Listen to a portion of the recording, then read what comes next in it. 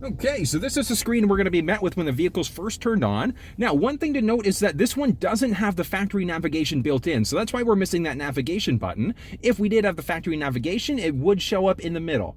Now, having said that, do you need factory navigation? It's really a matter of personal preference if you don't want to be running off of your data plan, because the vehicle is equipped with Android Auto and Apple CarPlay capabilities. So you can use Google Maps, you can use the Waze app, you can use a number of different map apps directly through the center console screen. So it really is a matter of personal preference. Now, if for whatever reason you're not on that home page, if you need to get home, just on the very top left-hand side, we've got this little home icon.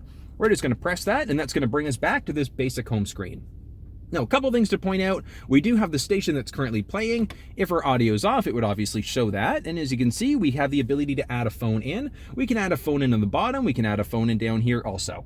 Now, a couple things to point out. So let's start off with our audio settings in the very bottom. We've got our sources, direct tune. So our sources give us the ability to choose between AM, FM, Sirius XM, Bluetooth radio.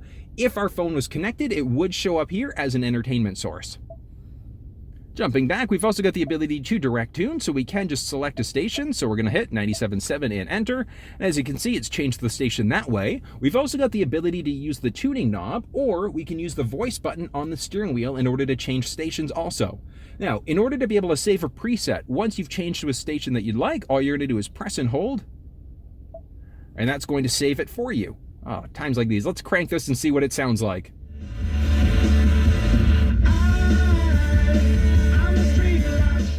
Great song. Dave Grohl, you are amazing. All right, so what we're looking at the very basics, so we've got our audio settings covered off. Let's jump into our phone settings. So as you can see, we don't have a phone that's currently connected. So what I'm going to do is show you how the connection process works. Very straightforward. So on your cell phone, all you're going to do is make sure you go into Bluetooth. So Bluetooth settings on, and we're just going to give that a second. Let me zoom in, or pull this in, I should say, a little bit. We're going to add a phone. Search for your vehicle on your device and select it once it is found. Okay, as you can see, that came up very quickly, but we've got the Ford Escape on the bottom. We're just going to press that. Confirm that the pin displayed on sync matches the pin displayed on your device. And we're literally just following instructions. So we've got the pin there, which does match the pin on the screen. So we're going to hit pair and yes. For your safety, please stay alert to changing road conditions and use Sync's voice-activated features while your vehicle is in motion. Perfect. And allow contacts. Yes, we want to allow. That's the reason why we're connecting our phone. So we're going to hit allow. Now, a couple things to point out on the screen. So the phone is now connected. We've got a couple options to select. 911 Assist is going to, if you're in an accident with your phone connected and the vehicle senses that you're in an accident, it's automatically going to dial 911 for you. So I absolutely recommend keeping that one turned on. Automatic contact download. If there's a change to your contacts when the phone's connected, it'll automatically download those as well. So I do recommend keeping that one on also. Now, as you can see, we've got a ton of options. We've got the ability to look at my recent calls, my phone, my contacts, all that fun stuff. My phone is fully connected.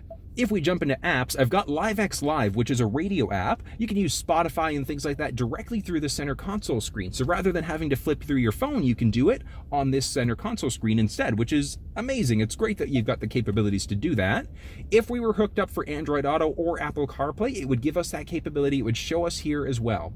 Now, a couple things to point out. If we wanted to get rid of the phone, we just go to settings into phone. We can view devices. We can set a ringtone. We can look at the roaming warning and a number of other things. To delete a phone, it's very straightforward. We're just going to go to our devices. We can either add in another device, or we can look at my existing device. We can either disconnect or we can remove it. So removing it is literally just that. So we'll remove, yes. And as you can see, the phone is now completely disconnected. So guys, it really is that simple. Jumping back into phone, it's now gone. So on the app screen, if your phone's connected or if you've got some apps that have been downloaded to the vehicle, they would show up. Now, the big ones that you're going to be using typically would be things like Spotify, LiveX Live, or the Waze app directly through the console screen. Jumping into our settings, we've got a ton of options now. Basic sound settings are going to give us the ability to change out the treble, mid-range bass, all that fun stuff. Looking at our clock, by default, it's going to be the 12-hour time. So if you want to, if you prefer the military time instead, all you're going to do is hit this 24-hour mode. Really a matter of personal preference. And then we've also got the ability to reset the clock to our GPS time. So based off of the current location of the vehicle. Moving back, Bluetooth, we've got a couple of capabilities here. So we've got the ability to turn Bluetooth on or off, or we can add a Bluetooth-enabled device, whether that's a cell phone, a Bluetooth-enabled MP3 player, iPad, whatever the case may be.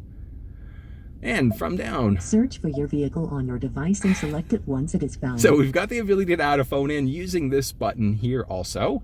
On the very bottom, we've got our radio. So we've got the radio text and the preset pages. So preset pages by default are going to be set at 2. We can go up to 6 preset pages, but look what that does. When we jump back into audio, so as you can see, we now have up to 30 presets that are now going to be saved. The text is the information that's going to come up. Whether that shows up or not, a matter of personal preference. Back into settings, we've got some driver assistance settings now. So tons of options. Our lane keeping system, that's the system that's going to automatically pull us back into our lane, or it's going to give us a steering wheel shake depending on how we have it configured. With our lane keeping mode, we've got 3 options. So the alert is going to be a steering wheel shake. So if we start to veer over into another lane without signaling, it's going to shake the steering wheel, almost as if you're running over that rumble pavement.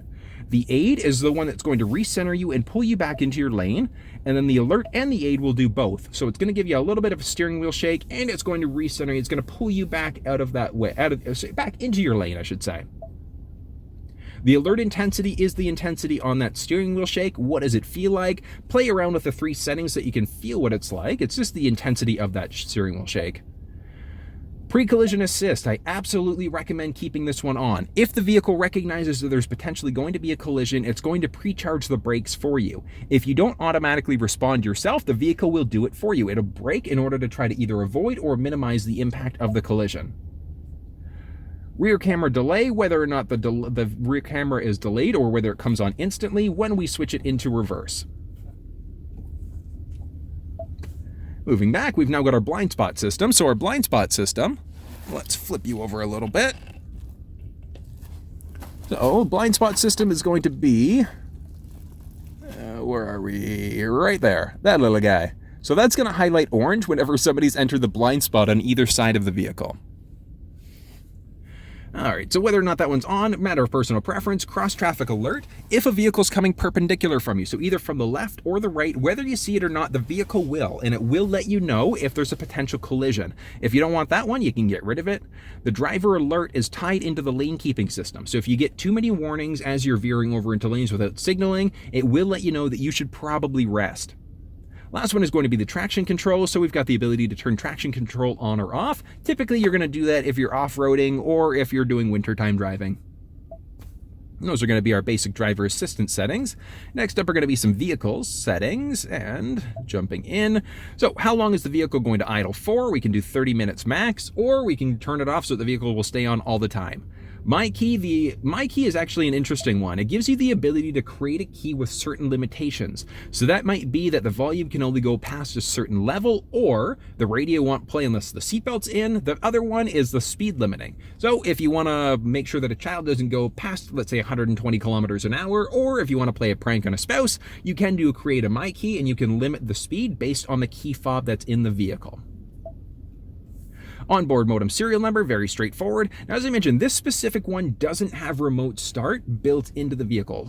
I should say we don't have remote start added in. You can add it in aftermarket or directly from the factory. Remote start setup. So if you do get remote start added in, what happens with the remote start? So we can either turn the system off completely. We can look at climate control. So climate control, when the vehicle's remote started, what happens? Is it going to automatically let the vehicle determine what the cabin temperature should be, or is it going to be based off of the last setting? Our seats, when the vehicle's remote started, do our heated seats come on as well? And then the duration of the remote start. Do we want it to last for 5, 10, or 15 minutes? And next up are going to be our wipers. So our wipers, we've got the reverse wiper and then the courtesy wiper. So we've got the ability to turn the reverse wiper off if you want to. The courtesy wipe, what that's going to do is when the vehicle's first turned on, it's going to wipe for you once. I do recommend keeping that one off, and the reason why is because if for whatever reason, wintertime driving in Canada, northern United States, etc., there is going to be ice buildup on those windshield wipers. So I do recommend keeping that one off, especially because you don't want to damage the motor. Again, really a matter of personal preference. Next up is going to be our lighting. So with the lighting, auto high beam, I do recommend keeping this one on. You can control the high beams from the stick on the left-hand turning stick, absolutely. But the auto high beam setting, that's automatically going to turn the high beams on. And then if it senses a vehicle, if the vehicle senses an oncoming vehicle, it's automatically going to dim those lights for you before turning them off completely. And we've got our locks. So locks auto unlock is when the vehicle senses that the key fob is in your pocket or if the key fob is close to the vehicle. And remote unlock, when the vehicle's remote unlocked, what happens? Is it all doors that get unlocked or is it just the driver's door? So really a matter of personal preference. And our intelligent access is based on the key fob. Again, making sure once you've got the key fob in your pocket, do the doors get unlocked as you pull on the handle.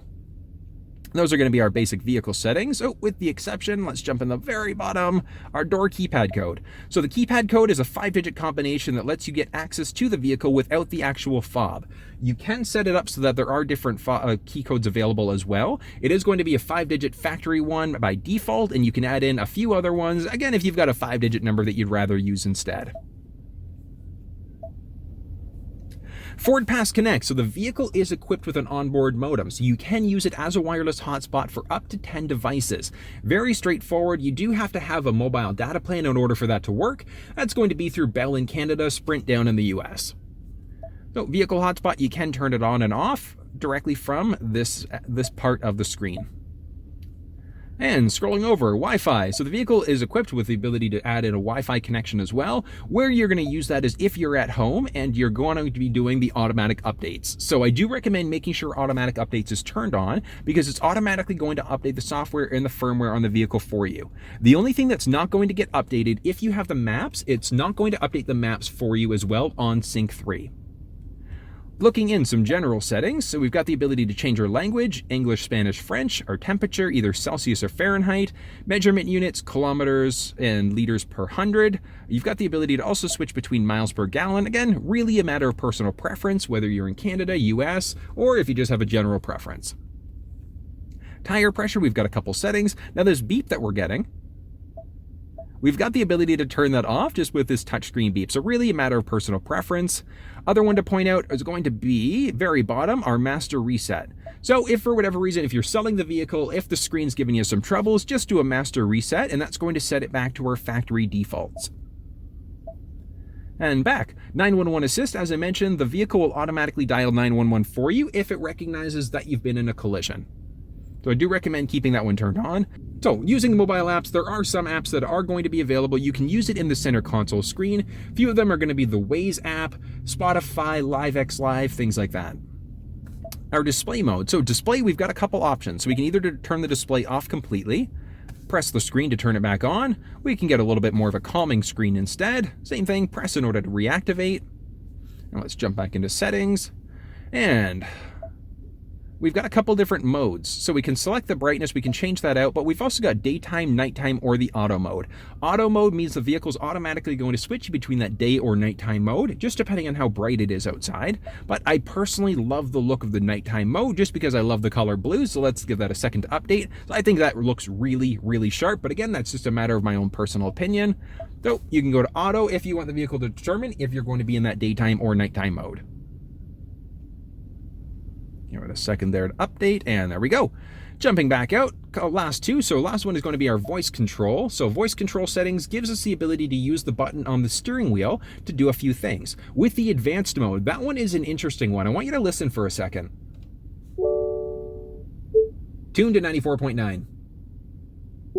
Tuning to FM 94.9. Okay, so we got a confirmation that the vehicle is going to be changing to a different station. Now, when we change the advanced mode and turn it on, we're going to do that again. Tune to 97.7. Okay, nothing. We didn't get any sort of message whatsoever, but if we jumped back to audio, so you can see it has changed the station for us. So when we're in the advanced mode, we just won't get as many warnings and confirmations, things like that. Phone confirmation, when you're making a phone call, what happens? We absolutely want to make sure that we've got our phone confirmation on. So we're going to turn that one on. It's, do you want to call this person? Yes or no. Voice command list is going to be the list that comes on when we press the voice command button. So this is the list that would pop up. Again, matter of preference whether or not that one comes up for you. Lastly is going to be our valet mode. So valet mode essentially locks the screen out if you've got a valet driver or as a general security thing. Especially if your phone's connected to the vehicle, people technically could scroll through, look at text messages, contacts, and things like that. So in order to lock the screen out, all we're going to do is enter a 4-digit code, Nice and difficult. Please don't use 000, use something a bit more challenging, but as you can see, it's locked the screen out now, so I can't do anything on the screen until I re-enter that 4-digit combination. And we're gonna hit done, and then as you can see, it's now fully unlocked the screen for us. Jumping back home, that's gonna be the Sync 3 screen here in a nutshell.